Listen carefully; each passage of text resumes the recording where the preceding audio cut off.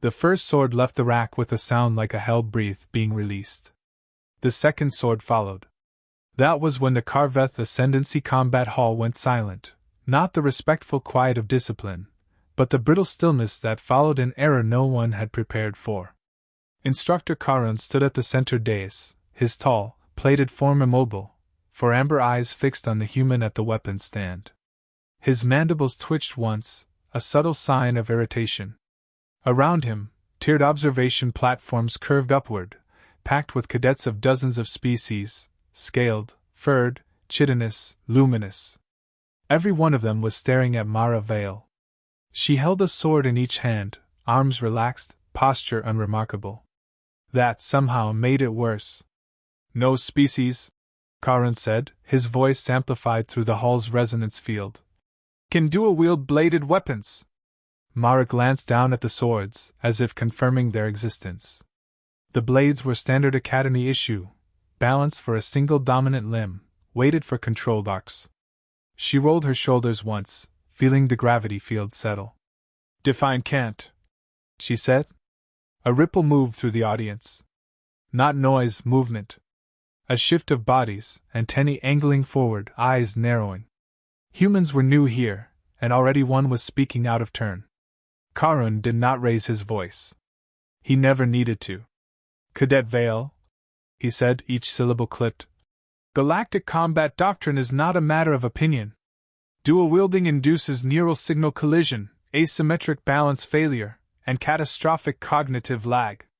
This is not tradition. It is biology." Behind him, a holographic display flared to life. Anatomical diagrams bloomed in the air, alien nervous systems, overlaid with bright warning glyphs. Red lines crossed synaptic pathways. Error symbols pulsed. Mara studied the projection with interest. Not defiance. Not fear. Interest. "You are here," Khar'Veth continued, "to learn the limits of your species. Not to embarrass yourself by pretending you are exempt from them." A few cadets emitted low-frequency clicks of amusement. Others watched in silence, curiosity sharpening. Mara did not move to return the swords. Instead, she adjusted her grip. That earned the first real reaction. Medical drones detached from their ceiling alcoves, sleek silver shapes drifting into readiness. Safety protocols did not wait for permission. Khar'Veth's eyes narrowed. "Put one blade down." "Why?" Mara asked. The word landed harder than a challenge. It wasn't rebellion, it was a request for data. "Because this exercise is invalid," Khar'Veth said. "You will overload within seconds. You will fall. You may injure yourself." Mara nodded once. "Then stop me when that happens." Silence again. Thicker now. Khar'Veth considered her, not as a problem, but as a variable. Humans were known for reckless persistence. It was why they were tolerated here at all. Still, doctrine existed to prevent waste. 30 seconds, he said at last. "No strikes. No engagement. Only stance and movement. Medical authority has override." Mara inclined her head. "That's fair." The gravity field shifted subtly, recalibrating for live evaluation. Floor markings illuminated beneath her boots. She stepped onto the circle.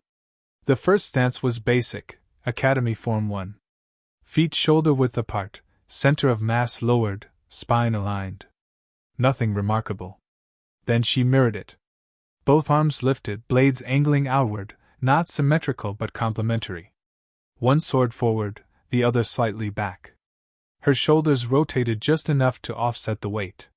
Knees flexed, micro-adjustments rippling through her frame. The medical drones hesitated. Neural telemetry streamed across Khar'Veth's display.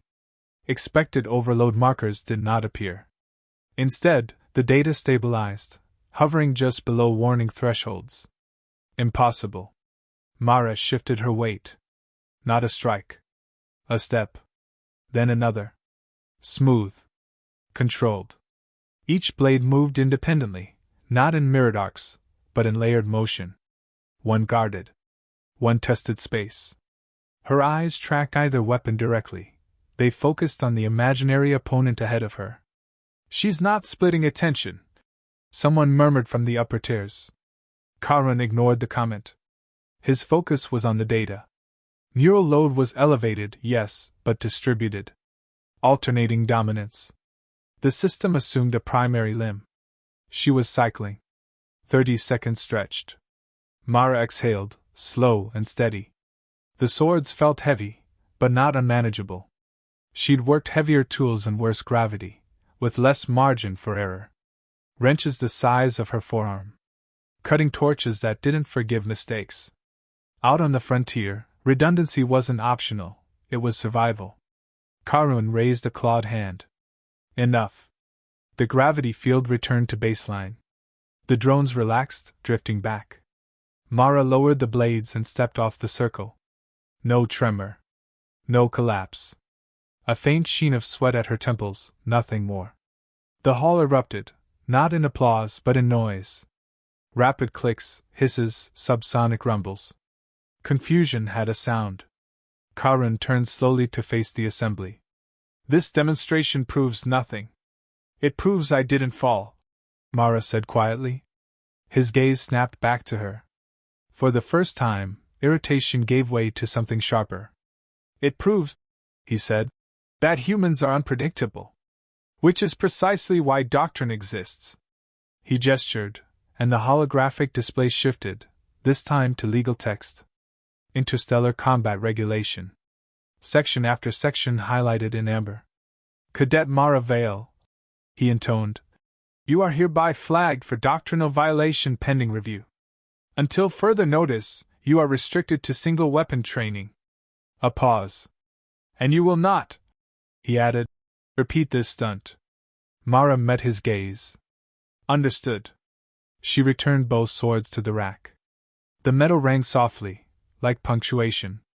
As she walked back to her position among the other human cadets, eyes followed her, some wary, some impressed, most unsettled. She felt it, the shift. The uncomfortable sense that something assumed had just been nudged out of alignment. Above, unseen by most, the Academy's archival systems tagged the session. Anomalous performance, human subject. Review required. Khar'Veth watched the human take her place, hands empty now, posture calm. He told himself the matter was closed. Doctrine had endured centuries. It would not bend because one cadet had refused to listen. Yet as the next exercise began, his attention kept drifting back to the weapon rack. 2 swords? Returned. Waiting. The medical bay smelled faintly of antiseptic and ionized air. White light reflected off curved alloy walls, too clean to feel human. Mara lay on the diagnostic platform with her arms at her sides, eyes fixed on the ceiling as translucent scanners passed over her body in slow, deliberate arcs. A thin chime sounded. "No neural cascade detected," announced the medical unit. "Cognitive latency within acceptable range. Musculoskeletal strain minimal." Instructor Khar'Veth stood behind the display, motionless. The readouts scrolled faster than he liked. "That is not possible," he said. Mara turned her head slightly. "It just happened." "This body," Khar'Veth replied, tapping a claw against the console, "is not designed for parallel weapon control." Mara shrugged. "Neither is a wrench designed to double as a hammer. You still use it if it works." The comparison earned her a sharp look. Analogies were another human habit the Academy disliked, imprecise, messy, difficult to categorize. The bay doors opened with a soft hiss. 3 members of the Review Council entered, their forms distinct even without insignia. Authority had a posture. The lead examiner, a tall avian species with silver plumage, inclined her head toward Khar'Veth. "Proceed with your assessment," she said. Khar'Veth did not look away from the data. "Her neural architecture contradicts established models. Or your models are incomplete," Mara said. The examiner's eyes flicked to her. "You will speak when addressed, cadet." Mara closed her mouth, expression neutral. The examiner gestured to the hologram. "Explain the anomaly." Khar'Veth inhaled, slow and controlled. Human neurology appears capable of rapid dominance cycling. Rather than assigning a primary limb, her motor cortex alternates control in micro-intervals. The load never peaks. Which suggests, another counselor said, that dual-wielding failure was not universal. It remains statistically catastrophic. Karen replied. One deviation does not invalidate doctrine. Then test her again, the avian examiner said. Under controlled conditions. Karen's mandibles tightened. With respect, further indulgence risks. Clarity, she interrupted. Approve a simulation. Mara sat up as the platform lowered. I can do that. The examiner regarded her. You will do exactly what is instructed. Yes, ma'am. The simulation chamber occupied the Academy's lower ring, where gravity could be twisted and physics bent without endangering the structure. The air felt heavier here, pressure tuned to stress unfamiliar systems. Spectators filled the observation gallery, whispers rippling as Mara stepped onto the matte black floor. Across from her stood her assigned opponent. Vale of the Kesh Collective. Forearms. Digitigrade stance. Single blade specialization. A veteran trainee with a reputation for precision. He inclined his head. No offense intended, human. I will end this quickly. Mara offered a small smile. That would be efficient. Karun's voice echoed through the chamber. This is a limited engagement. No lethal force. Begin. The field activated. Vale moved first, blade flashing in a clean, descending arc. Mara stepped inside the strike, not retreating but angling. Her left hand sword rose to intercept, not to block but to deflect, redirecting the momentum just enough. Her right hand blade did not mirror the motion. It slipped forward, shallow and fast, tagging Vale's forward wrist. Not a cut, contact. Enough to register. The gallery went still. Vale recovered instantly, spinning, using his additional limbs to reset distance. His expression shifted from confidence to calculation. You're favoring interruption, he said. Observation, Mara replied. He attacked again, faster this time, leveraging reach and rotation. Mara's feet moved constantly, small adjustments, never crossing. One blade engaged, the other disrupted. She wasn't fighting the weapon, she was fighting the rhythm. Karun watched, jaw set. The human was not splitting focus. She was sequencing it. Vale attempted a feint, high then low. Mara absorbed the high strike on her right blade, let the low pass, then used her left sword to tap the flat of his weapon aside. The opening was brief. She took it. Her blade rested against Vale's throat. The field cut. Silence. Vale froze, then slowly lowered his arms. Again, he said. No, Karun snapped. Engagement complete. Mara stepped back, blades lowering. Her breathing was steady, controlled. Adrenaline hummed, but it was familiar, background noise from a lifetime of tight margins. The council reconvened immediately. This was not brute force, the avian examiner said. It was prioritization. Humans evolved as persistence hunters, Karun said reluctantly. They track, adapt, wear down. This method aligns. Then our assumptions were flawed, she replied. Or incomplete, another counselor added. Karun turned to Mara. You did not mirror attacks. No, Mara said. Mirroring wastes time. You allowed injury. Mara glanced at the shallow bruise forming along her ribs. Calculated. Explain. Pain sharpens focus, she said. As long as it doesn't cripple you. That earned murmurs. The avian examiner folded her wings. The implications extend beyond this academy. Karun knew it. If humans could reliably dual-wield, doctrines would fracture. Training models. Balance of power. Every species that had built its identity around biological limitation would be forced to reconsider. We require a definitive demonstration, he said. The examiner nodded. A full combat scenario. Live opponents, Karun added. Mara met his gaze. How many? He did not hesitate. Enough. The chamber lights dimmed as preparations began. Data relays activated. Recording arrays aligned, transmitting beyond the academy, beyond the system itself. This would not stay internal. Mara returned the swords to the rack once more, hands lingering on the hilts.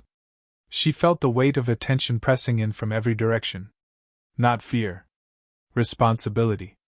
Khar'Veth watched her, unease threading through his certainty. For the first time in centuries, doctrine faced a question it could not silence. And the galaxy was about to watch the answer. The arena was quiet in a way that felt intentional. No ambient noise. No instructional overlays. Even the gravity field held steady, unflinching. This was not a training space anymore, it was a proving ground. Vale stood alone at its center, boots planted on textured alloy, both swords resting at her sides. The blades felt heavier than before, not from mass but from consequence. Every sensor in the Khar'Veth Ascendancy Combat Academy was trained on her. Beyond that, relay arrays pushed the feed outward, military academies, strategic councils, species enclaves that had never bothered to look at humans twice. Instructor Khar'Veth occupied the observation dais, rigid as carved stone. This demonstration, he announced, voice carrying without strain, will determine whether established combat doctrine remains intact. His eyes locked on Mara. Or collapses. Across the arena, the entry gates parted. 3 opponents emerged. They did not rush.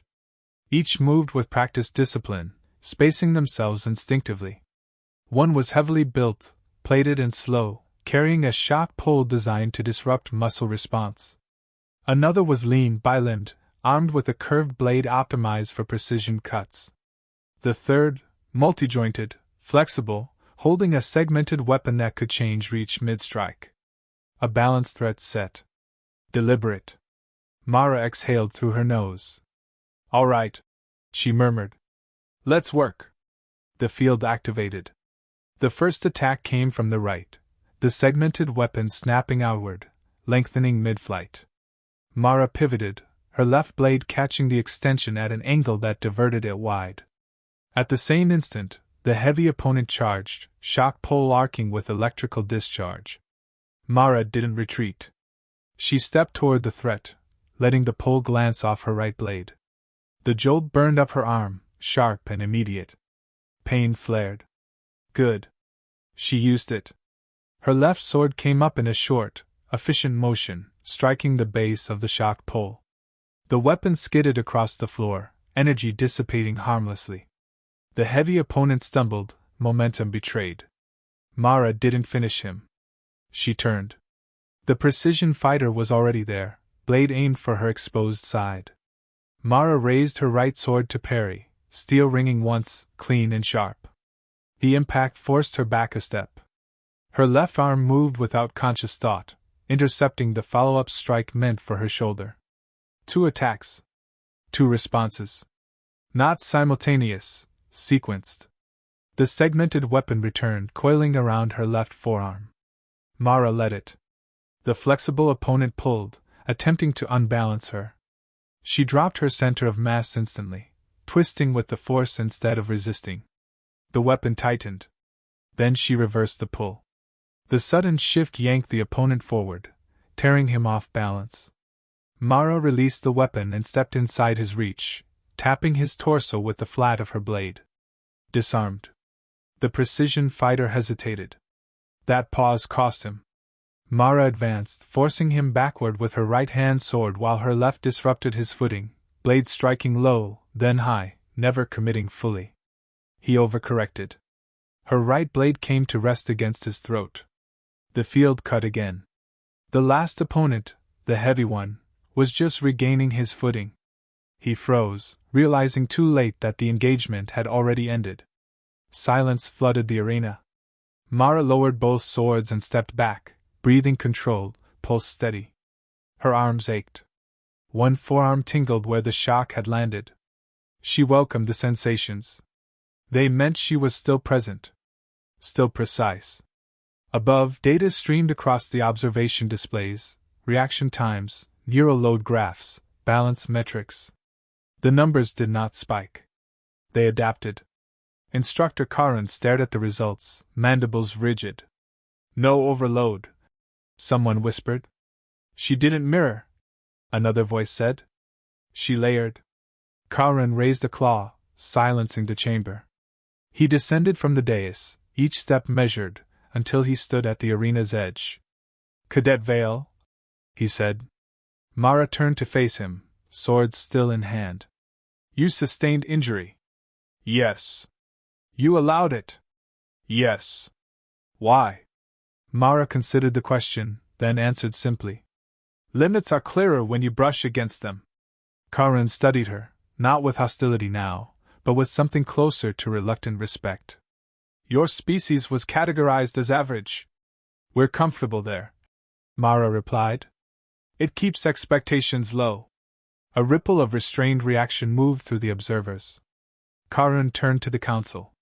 Doctrine states dual-wielding is impossible. He paused, then continued, voice steady. Doctrine is suspended. The words landed heavier than any strike. A cascade of system alerts followed, procedural freezes, review mandates, priority transmissions. Across the galaxy, strategists leaned forward, replaying the footage frame by frame. Mara returned the swords to the rack for the last time. The metal rang softly, final and unceremonious. Khar'Veth watched her hands leave the hilts. You have forced a re-evaluation. I didn't force anything, Mara said. I demonstrated. He inclined his head, just a fraction. For his species, it was significant. What you have done, he said, will change how wars are fought. Mara met his gaze. Then you should update the manuals. A faint sound escaped him, not quite a laugh. As the arena lights brightened and personnel moved in to reset the space, Mara walked toward the exit. No applause followed her. None was needed. Behind her, doctrines rewrote themselves in real time. Ahead, the corridor stretched open, unchanged, indifferent. Humans had never needed permission to adapt. They only needed the chance to show that can't was never a rule.